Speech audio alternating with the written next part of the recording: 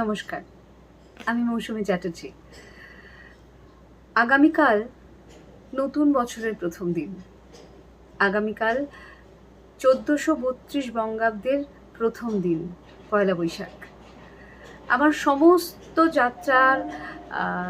যাত্রামোদী দর্শক, সমস্ত নায়ক বন্ধুরা, যাত্রা জগতের সঙ্গে যুক্ত থাকার সমস্ত মানুষজন, সবাইকে অনেক অনেক নববর্ষের শুভেচ্ছা, অনেক ভালোবাসা। আর এই মুহূর্তে যাত্রার মাঠগুলো আলো, দর্শক ভর্তি হয়ে রয়েছে, রমরম করছে। সবাই দূর দূর থেকে আসছে, মাঠে বসে বসে যাত্রা দেখছে, যাত্রা কেমন হয়েছে তাই নিয়ে আলোচনা করছেন।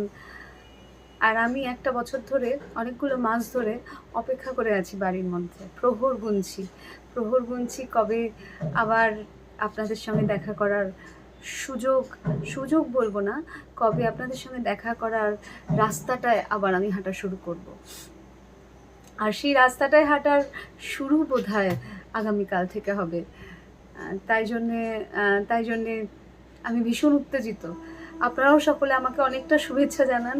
আপনারা সকলে যারা বড়রা আছেন আমাকে একটু আশীর্বাদ করুন, আমার পাশে একটু সবাই মিলে থাকুন। ছোটরা আমাকে একটু ভালোবেসো।